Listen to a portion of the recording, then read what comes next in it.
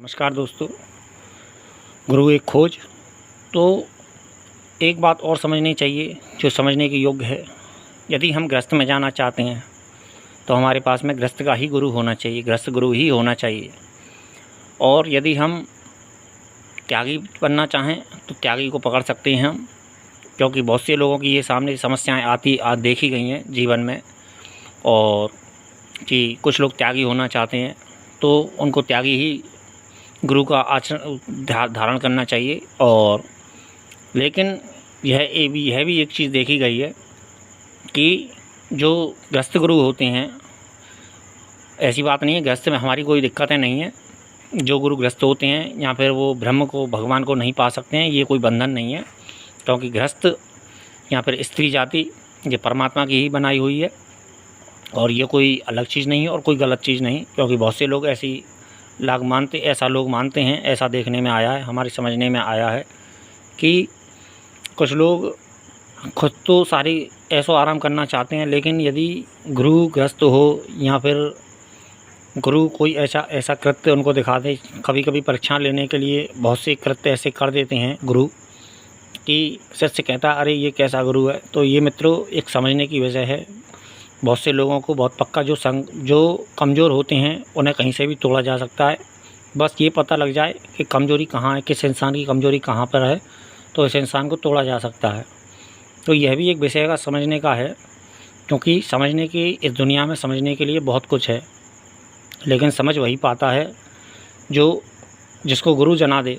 क्योंकि मैं जितना जानता हूँ, मैं केवल एक दो चीज़ों को नहीं जानता, वरना जीवन में बहुत कुछ जानता हूँ। और ये तो नहीं कहना चाहिए कि मैं सब कुछ जानता हूँ, क्योंकि ये तो एक अहंकार वाली बात हो गई कि मैं सब कुछ जानता हूँ, और सब कुछ तो ना कोई जान सका है और ना जान पाएगा।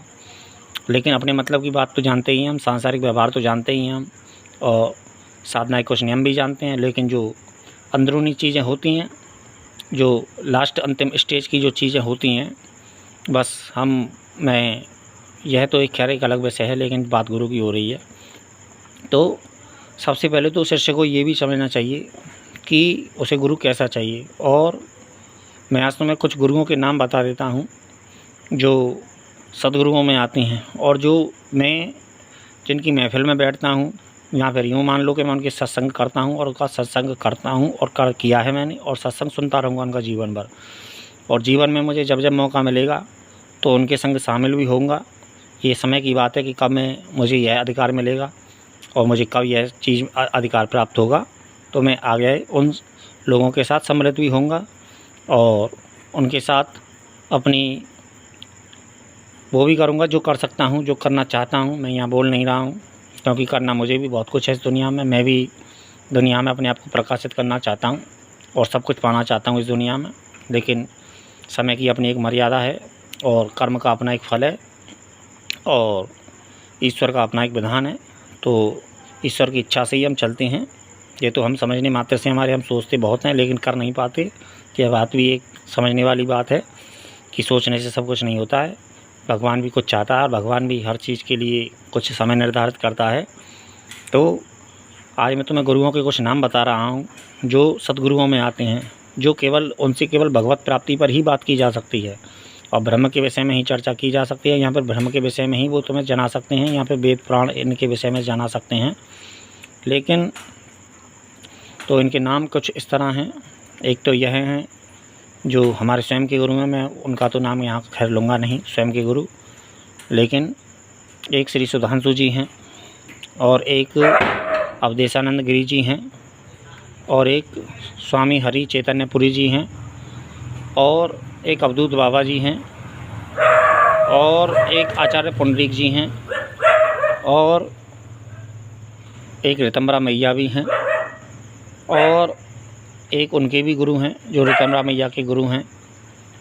और एक दो गुरुओं के नाम शायद मैं यहाँ ले नहीं पा रहा हूँ। तो ये गुरुओं के नाम हैं मित्रों। तो गुरु एक बड़ा लंबा विषय है और इस पर चर्चा शायद लंबी होगी। तो सबसे पहले तो हमें अपने आप को समझने और गुरु को समझें कि गुरु के पास में कैसा शिष्य होना चाहिए और स्वयं कैसा होना चाहिए।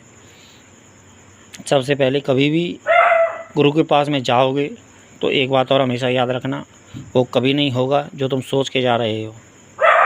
पहली सीढ़ी, इस बात को सोच के चलना गुरु के पास में, वो चीज़ कभी नहीं होगी जो तुम सोच रहे हो, क्योंकि गुरु का मार्ग अलग है और तुम्हारा मार्ग अलग है।